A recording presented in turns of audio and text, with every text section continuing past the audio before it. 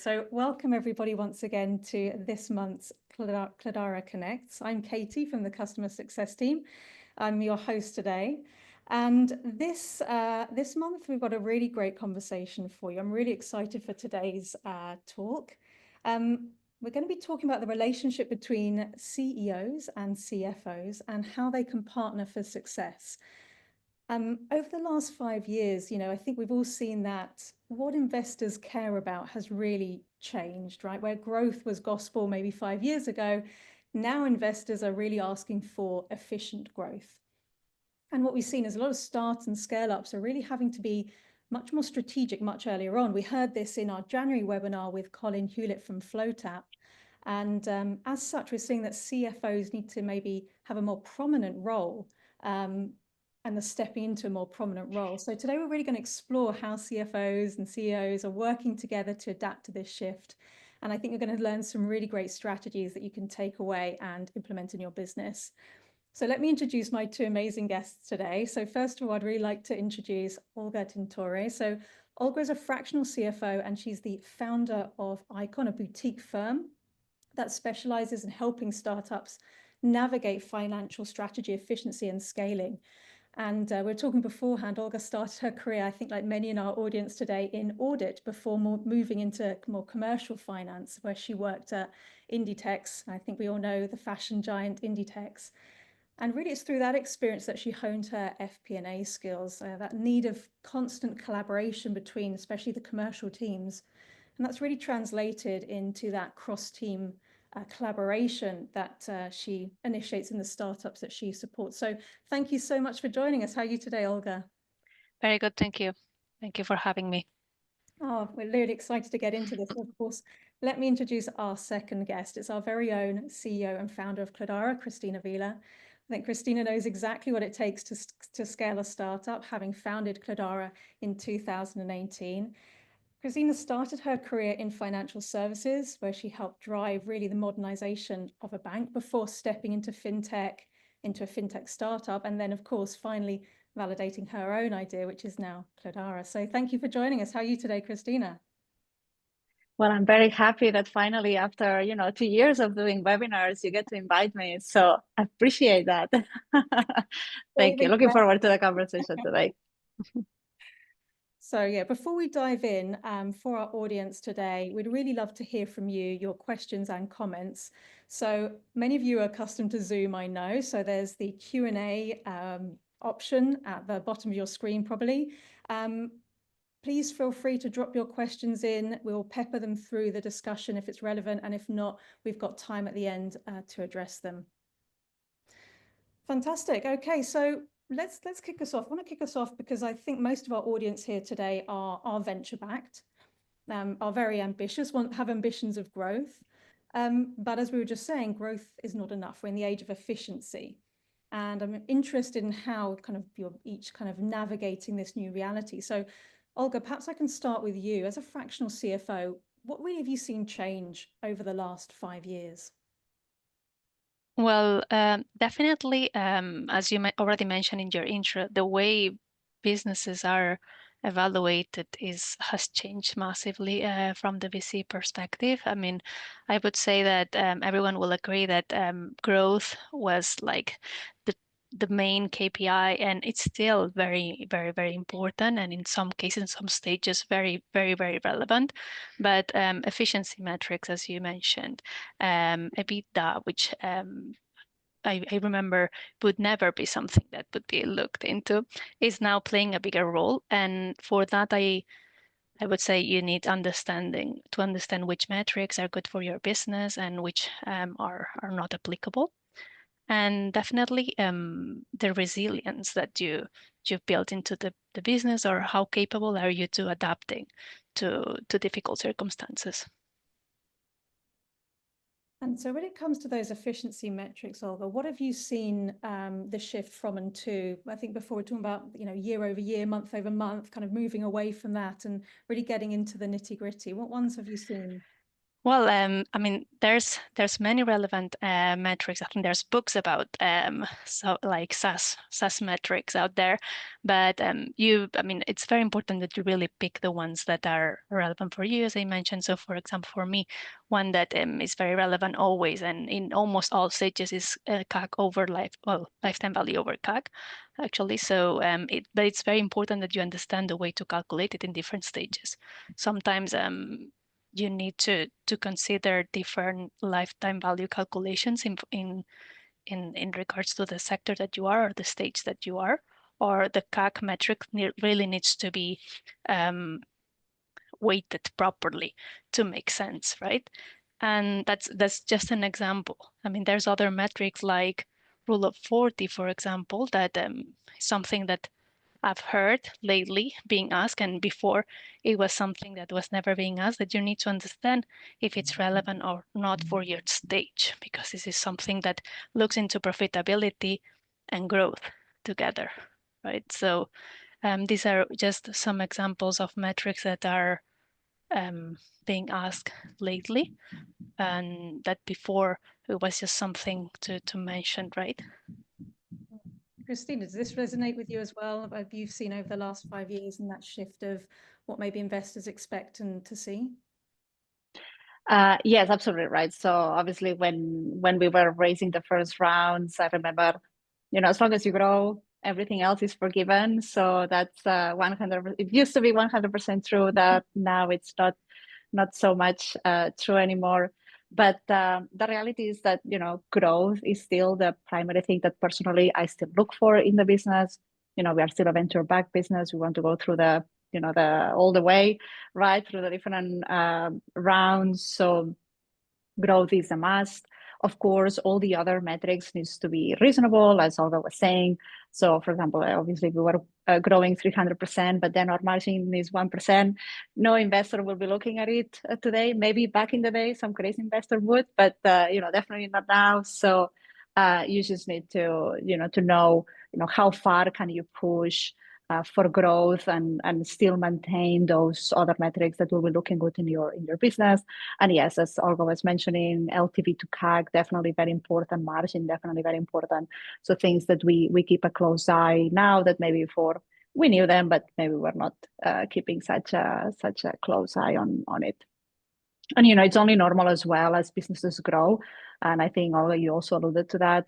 As a business grows, it's not only about the growth, but also making sure that you are building a sustainable business that can grow well, and that you can basically eventually turn into a profitable business if you want to. And at the very least, having eye towards how would I make it happen if I had to, and maybe you need to compromise a little bit on growth, but you know which levers you can pull. And I think that's become more and more important. And the way I've heard a lot of investors talk about it these days is from the perspective of companies need to have optionality. So sure, you can push for growth if you do all these things and you will get to your Series C, D, whatever. Or you can slow down growth and you can maybe close some initiatives and you can become profitable in X amount of time. So if that shift to be more driven towards those efficiency metrics, perhaps that more strategic view coming in much earlier on, I assume that's kind of trickled down into the business as well. It's not just the CEO and CFO having to be strategic. You are asking your commercial teams, your product team to also have a lot more view of those metrics, a lot more aware, maybe a lot more strategic. So Olga, have you seen that in the companies that you've been working with? How are they adapting to that? Yes, definitely. I would say that in this changing role or changing ask from the businesses, it's very relevant that everyone it's rowing in the same direction, I would say. So that means that every department needs to understand how they are impacting all those metrics and the impact they have in those efficiency metrics. So for example, like one example is product development. Very often thinks that they are just developing the software and they don't have any impact, but very often they have an impact in gross margin, because the usage they make on cloud is directly impacting the gross margin of the business, which, as Cristina mentioned, is super important, right? So I guess it is very relevant to involve every part of the business in building a business model and make them understand the impact they have into that direction that you're trying to drive the business to. And we were talking a bit about this bottom-up kind of budgeting, having, I think before we were saying back in the days, perhaps the CFO would be siloed away from the rest of the business. And now there's kind of this being embedded, right? And having to maybe sit with products, sit with commercial teams and help them understand a little bit more their impact and metrics. How have you kind of seen that work? Yes, definitely. I mean, my background is in FP&A commercial finance, so I'm very used to sitting with other teams, especially commercial teams, understanding their assumptions and building that into the plan. So as a startup CFO, I've tried to bring that into my role when we build budgets and ensure that every part of I understand the assumptions behind every part of the business and how they are impacting the business plan and the future, and not only modeling them, but also tracking them and making sure that those assumptions were correct or not, and adapting them to whatever is the new correct way of doing it. I mean, I definitely a bottom-up budget is a way to involving every part of the business into the strategy and making sure that everyone's accountable for their bits and take responsibility of what's going on. And then obviously afterwards, you can build a top-down strategy with the CEO and make sure that the two align. But yeah, I think that in my opinion, this bottom-up budgeting is key to ensure that you involve everyone in the business. So Cristina, with this bottom-up's happening, Olga's trying to encourage this bottom-up budgeting. I assume there has to be some kind of top-down culture shift within the business to kind of like make sure that those teams are aware and are doing that. Has that been your experience? Have you got any advice for anyone on the call today on how to approach that from the top down? So I'll start by saying that obviously when we were in this world where money was virtually pouring from the skies and you could just basically focus on that growth, you could just basically try everything. Teams had, the sky was the limit. Just try anything and something will stick, right? And a lot of people in businesses have been working in that way for a long time. So the first thing really when the VC winter started was, okay, we need to change the way in which people think about it, because it's not necessarily that those ideas are not all, it's not that they're all good or all bad, but we just need to start prioritizing and really taking a little bit more a guided approach as to how we choose to do them, right? How we prioritize them. So then, yes, so basically, for example, in our case, and we've been doing that for a while, right? We have every quarter, we have a session with a team where we think of, okay, what as a company, what is it that we want to achieve for the year? And then what is it that we want to achieve for the quarter? And we make sure that more or less all those initiatives, all those experiments that we're going to be trying are aligned toward achieving that objective. And because we know what is that higher level theme or objective that we have, then it also gives us a way of saying no to some initiatives. Okay, look, this is a great idea, but it just doesn't help us with I don't know, reducing churn or increasing revenue, whatever that key theme for the business will be. And definitely we do it, as Olga was mentioning, right, by including everyone in the teams, because it's very important that the teams ultimately they are the ones that have the knowledge. They are the ones that are doing it day in, day out, right? And from a company level or higher level perspective, we can direct the business as to think of strategies, think of initiatives that will help us with this. But then we really want all that knowledge that sits in the teams to participate in the creation of it. And Katie, like you've been part of a lot of those sessions where we decide the strategy for, let's say, customer success for the future, and then how you really drill into all those amount of conversations that you've had and what you see in the industry to then decide, okay, I believe that this is the experiment, this is the initiative that will yield the highest return. And of course, sometimes we get it wrong, right? And that doesn't yield anything, and that can happen. But it's not because we didn't plan it ahead. While in the past, we would just say, okay, let's just try everything, right? Because that's how we would do it. Put many bets on. Exactly. And Olga, so what we're kind of hearing is the CFO becomes this like agent for change, whereas maybe in the past, maybe some people in the call aren't so used to stepping in and running those sessions with the team or being so embedded in the teams. So what's worked for you? Have you stepped into that role there? I think, I mean, and a little bit aligned with what Cristina was saying, you really need to understand the world of each of the departments, right? I mean, you need to get into what's important for them and how they work, and then again to see the impact that this has in the business model and eventually in the finances of the company. And then it's the more strategic way of looking into that direction, right? And sometimes choosing the right performance metrics or ensuring that everyone is choosing the right performance metrics can be very relevant. For example, a lot of people would choose ARR as the North Gold Star. And sometimes I try to challenge this as, is it ARR, for example, or is it valuation? Right, in the next round, because then that would imply that you're not going to be valued only by ARR. You're going to be valued by other, like how many features or how many users do you have, or other parts of the business that will also impact valuations or your efficiency metrics, as we already mentioned. So challenging those performance metrics from the finance perspective, which finance is usually a role that has this capability of looking into how they are calculated and which ones are relevant or not, can make them be more involved into the strategy and how they are going to impact that final goal. So for me, it's really getting to know what matters to them and then bringing them things so that they can see how they are impacting the business. Makes a lot of sense. And that's the piece of kind of working with the teams. And then I want to kind of touch a little bit on working with the CEO, because we were talking before, getting into it now.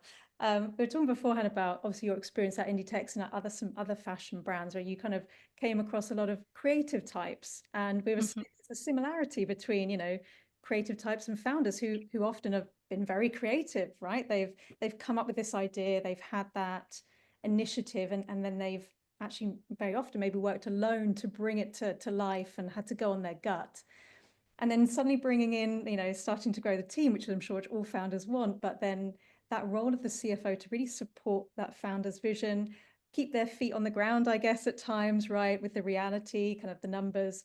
How does that relationship work? What in your experience has worked there? Well, I think everyone is different, and you need to really adapt to the person or the CEO and that you are working with. You need to understand where they come from. I mean, it's not the same a CEO that comes from a business environment than a CEO that comes from a development kind of role. But I mean, again, it's about convincing them that you can help them be another head and support them in a part or in this cold head kind of environment, right? And that really understanding where they come from, because I think empathy in these situations can be really, really helpful, and understanding really where they are, where they come from, and what are the challenges. And then from there, obviously, as every CFO will use numbers to try to convince, right? But then I think it's mixing it with that little bit of understanding of the person behind is what really, really matters. So Cristina, Well, we can definitely, sorry, Katie, go for it. I was going to say, what was important for you, when you were kind of starting out from a CFO or from those people supporting you? Yeah, and I was going to say we are definitely very precious CEOs and founders, so you have to treat us with lots of care. But no, that was jokes aside. But it's true, actually, right? Like when we start the business, we start with everything being in our head. It's our idea. Is the thing that we dedicate our entire life to bring it to life. And for the first years, even though obviously we start having a team, we are still doing so much of the push to really make that a sustainable reality, right? Something that can actually live beyond us in a way. And it's through that transition, I would say, is when that transition start happening, when CFO figure comes in, because the company starts to become bigger and we can no longer hold everything in our head, right? We can no longer have the pulse of all the different parts of the business unless we have those numbers and those dashboards and that knowledge the CFO brings to basically translate the business into numbers. That then it's like, okay, what I want basically from a CEO, from a CFO, is that they sit down with me and say, okay, Cristina, these are the things that now, based on these metrics, we should be paying more attention or less attention, or we have a problem here or an opportunity there. And those are just indicators. It might or might not be true. Then we go in and we look into it and we decide, okay, is there a there there? Is there something really happening or not? Actually, well, maybe sometimes there was a miscalculation in the number and sometimes maybe the business is okay with that, right? So I think the most important thing for me is that they bring that different way of getting context, right, to where the business is. While again, when we are very small as businesses, we can just see it, we can feel it even, right? But as the business grows, we just don't have that. And here is where I think the superpower of the CFO kicks in. And if on top of that, they can do it understanding that detachment that's happening on the CEO versus having that deep connection with the business, that's what then becomes very helpful and what can strengthen that relationship, right? Because if somebody comes to me and says, okay, based on this spreadsheet, we need to cut all this division, I'll say, no, right? I believe in that division. I build that division for a reason, right? So there needs to be okay, let's get closer together.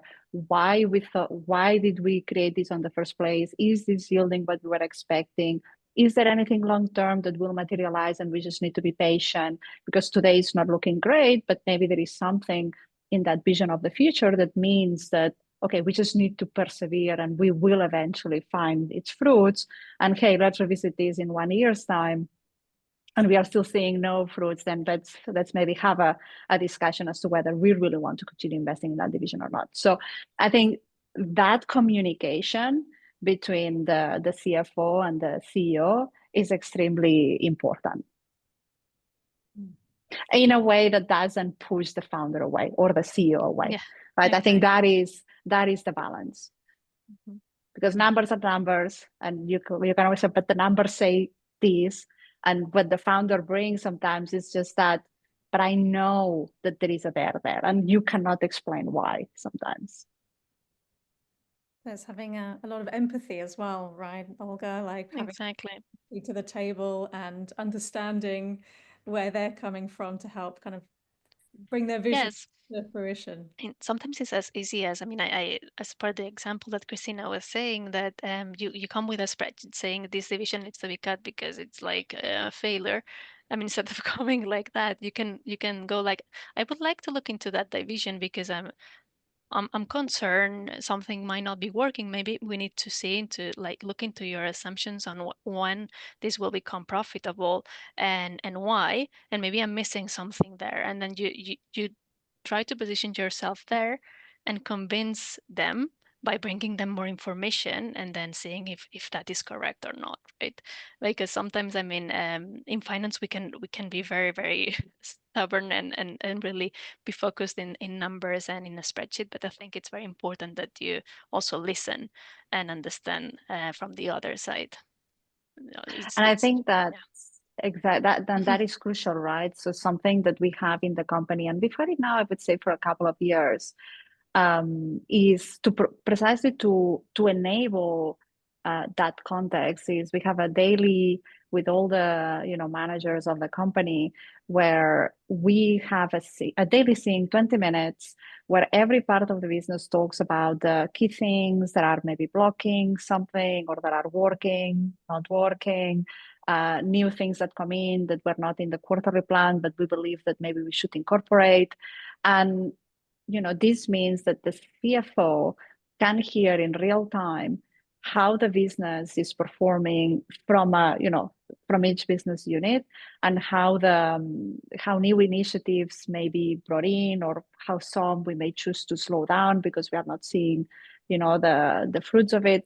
And then the CFO can get more of that business context, and it's not just those numbers. So I think from a business perspective, we also need to let them in, right? And we need to definitely make them part of all that conversation, because you're all very smart. You have all your wonderful opinions and experiences that you can also bring to the table as to how we can all become better together. I would be remiss if I didn't ask a question about AI, and I'm conscious of time. I want to ask you both a little bit about AI, because you touched on there about efficiency. We've talked about efficiency metrics. Investors are asking for efficiency, so I'm sure that it's a hot topic right now. I guess there's two ways to approach this. There's lots of expectations around, how AI is going to help us, improve the way we work. I guess AI is forming part of that growth strategy. Is that right, Olga? Are you seeing more companies bring in more tools to help them be more efficient in their jobs?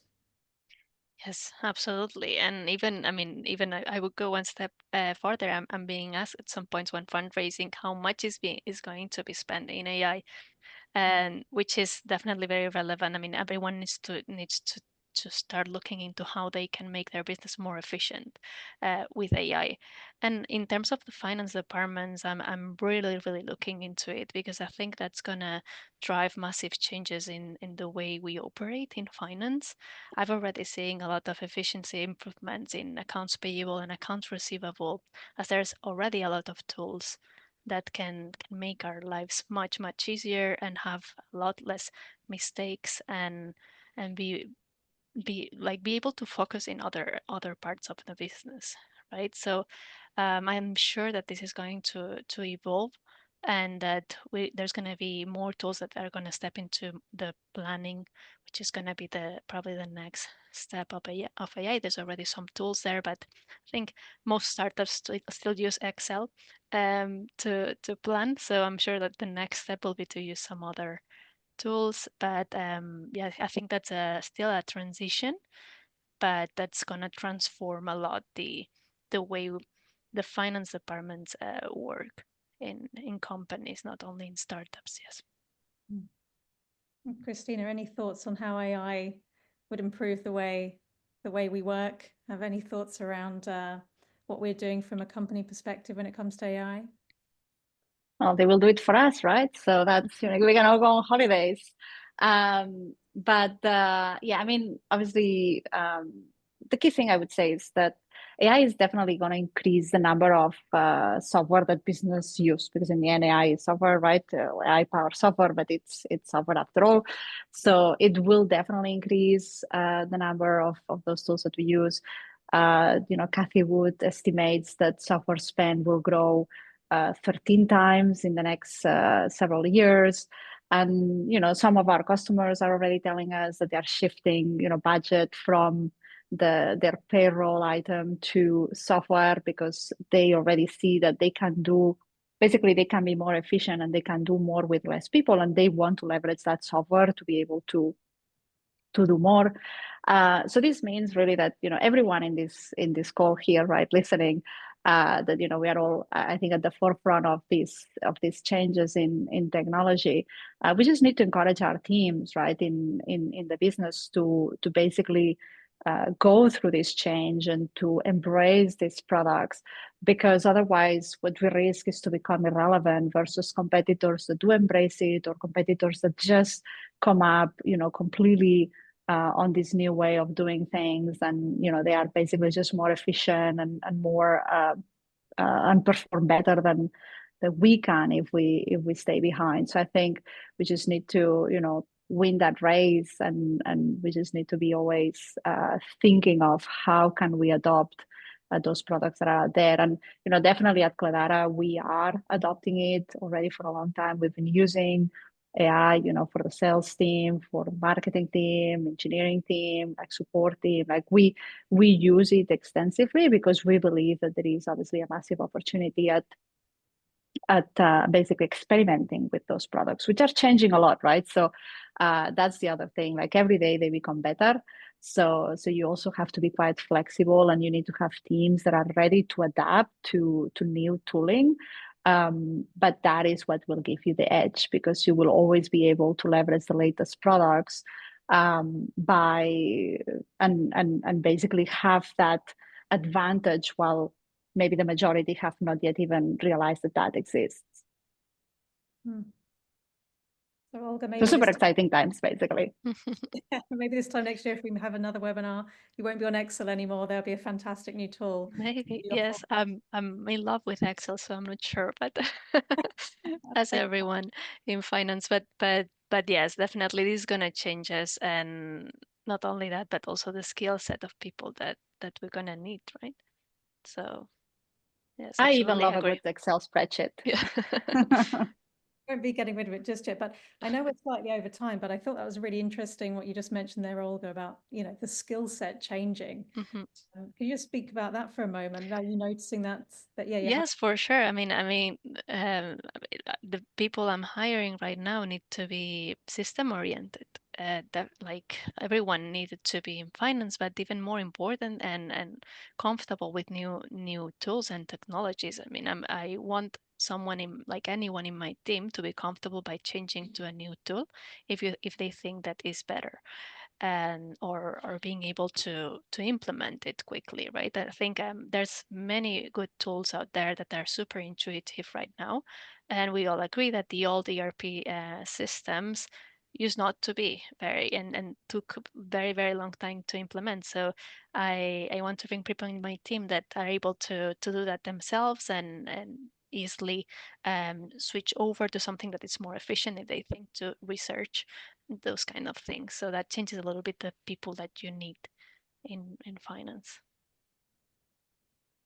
Well, I know we're just slightly over time. Olga, Cristina, can you stay for one question? Have we got time to squeeze one in? Yes, Yes, I have yes. the time, yes. Fantastic. Yes. Well, we've had a really great question here from Miriam. She says, you've likely had to make some difficult trade-offs during periods of financial constraint. So could you share an example where maybe a tough financial decision actually paved the way for more sustainable, profitable growth in the long run? Would you like to, have you got any examples there, Olga, that you'd like to share or could share with us? Yes, I mean, I guess being able to like downsize a business is, if this is what we're talking about. I mean, I guess a lot of it is during the last few years we've been navigating very challenging times in fundraising, so I guess everyone has need to do those trade-offs, right? And maybe going through some difficult financial situations where you had to downsize some part of the business, and then afterwards that means that you are leaner, you are able to stretch your runway, and therefore get to the next round in a much more better position. Even though you had to downsize, this is still valuable for someone. If you didn't do it, you probably would not exist anymore, right? Because you would have run out of cash at the time. I guess it's very important that you take the right decision at the right moment, and by that you need the right person next to you that tells you what can happen, and constantly make those scenarios and change them and do scenarios again, so that you can always have in mind what needs to be cut if you need to cut something, and where that would take you, right? So yes, I've seen businesses downsizing and then being able to raise and therefore survive. So Thank you for sharing that. Cristina, anything to add as we wrap up today? On that question, I mean, I would say that, a little bit alluding to what Olga was saying, right? So in the end, if you need to downsize the business, it gives you an opportunity to refocus everything, right? And pick the parts that will be the most profitable, the ones that will be yielding or generating the most revenue. And therefore you can take it like that, which means that, okay, you will be a smaller business, but maybe actually you'll be able to grow faster afterwards, right? And the whole business will be much more aligned, consistent, and focused. Because obviously sometimes, businesses just add things, just grow, and sometimes, well, just by inertia, you keep doing something, but that's not necessarily what you should be doing. And sometimes those of these events enable you to, okay, let's stop, look at it, and let's shape the business in the way that will make it truly successful in the future. Yeah. Well, I will leave it there for today. I want to thank you both very much for joining me today. It's been a really interesting conversation, and thank you for all the questions. If we didn't quite get to your question, we'll make sure to get back to you via email. And if anybody would like to continue the conversation of any questions about Cledara, you can reach out to me at success@cledara.com. So thank you, Cristina. Thank you, Olga, and have a very good rest of the afternoon. Thank you very much. Thank you very much, Katie, and thank you very much, Olga. Really enjoyed the conversation. Thank you, me too. Take care, everyone. Until next month. Goodbye. Bye-bye.